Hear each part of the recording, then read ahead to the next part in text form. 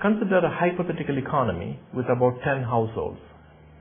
Let's say that each household has $100 in housing per household and $100 in stocks. So they have equal amount of wealth in stocks and housing. And let's say there's a sudden helicopter drop of $10 per household that they will use for bidding up the price of assets in place, either housing or stocks. So it's just a purely money shock, so prices have to go up because money has gone up. So let's see how much will be the price increase in stocks if that money is invested in stocks, and how much will be the price increase if it is invested in housing. The total value of the stocks before was $1,000. The total increase in money supply is, $10 per house, 100 house, that's $1,000. No, $10 per household.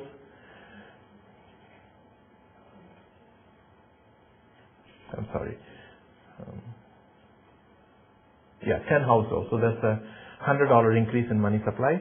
So the percentage increase in the stock price, if the money goes to increase the price of the stock, will be 10%. Okay. Because remember, stocks are homogeneous, right? Whether every household spends $10 in stocks, so it's 10 times 10, $100 is the total price increase of $1,000 of stocks will now become $1,100. Or if one household borrows from all the others and then puts it in stock, the effect will be the same. So in the aggregate, there's no leverage. So even if you let households borrow from each other, it doesn't matter in the aggregate. But the way it works in housing is a little bit different, because each house is separate. If I buy a house, I'm going to buy my house. That's the price goes up. So suppose the 9 households decide that we are not going to spend the money on housing, we are going to lend it to this 10th guy. So the 10th person has $10 increased money supply of their own, borrow $90 from the others. So that's $100. And the value of that individual's house is $100. Increase in cash is $100. So the value of the house will almost double. And now all the 9 other people will say, they will look at you and say, your housing value went up by 100%. And my house looks just like your house, so my house also went up in value by $100, 100%. So the kick here is that now all the houses will go up in value by 100%. Whereas if none of the houses borrowed money and each one of them just put the $10 in bidding up their own prices, it would be only 10%.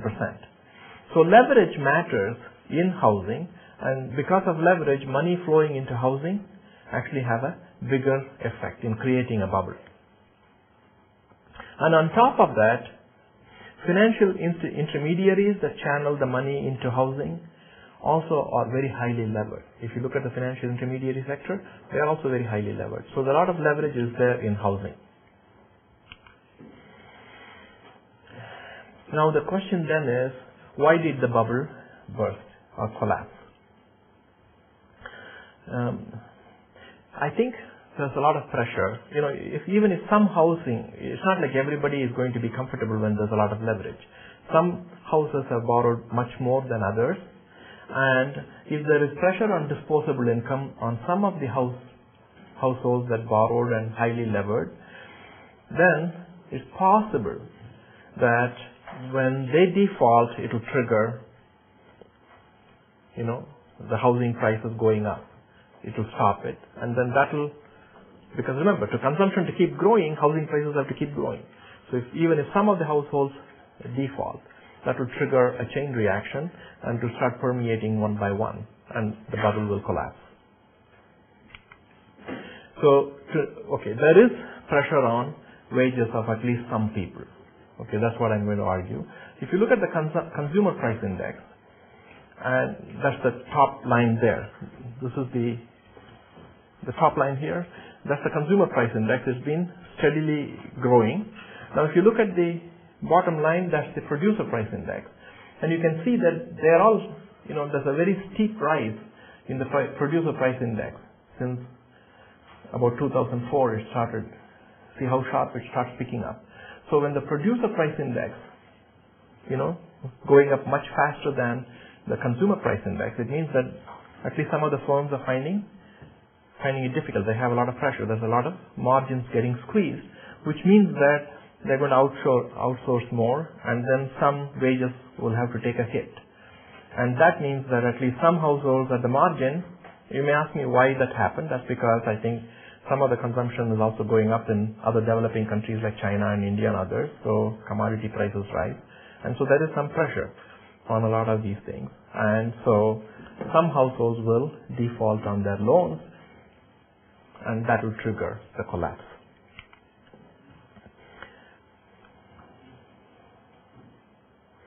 And of course, once there is some default, then it goes through the banking sector, and the banks are then be cautious in giving loans because they want to avoid the same experience.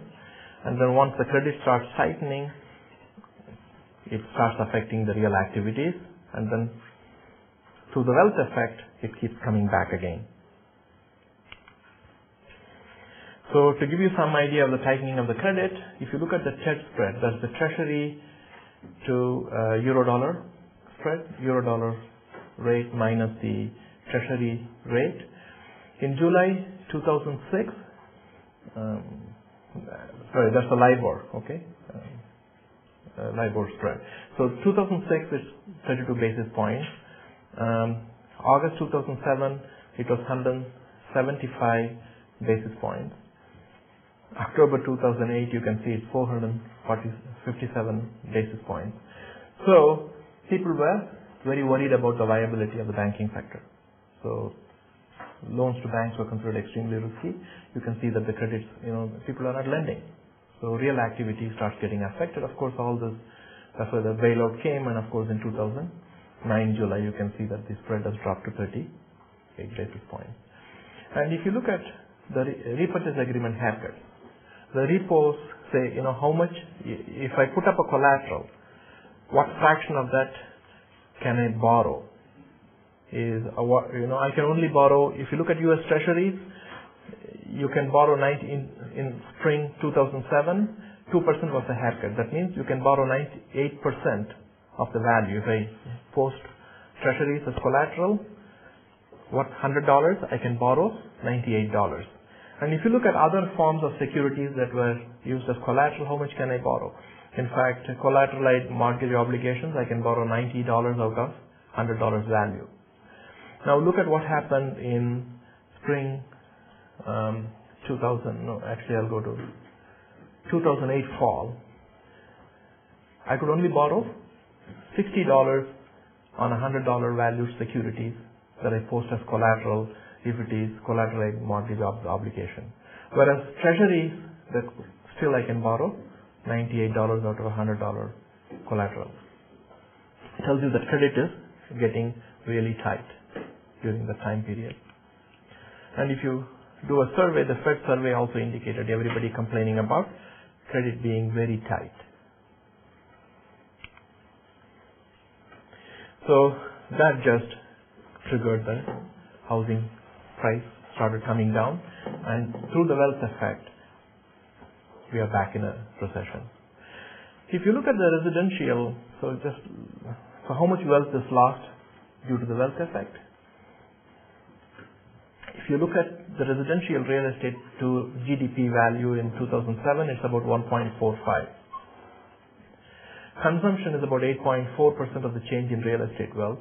If the real estate value drops permanently by 25%, the impact on consumption will be 1.45 times that 25% is in terms of GDP multiplied by 8.4%.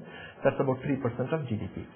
So we should expect a permanent drop in activities of about 3% of GDP.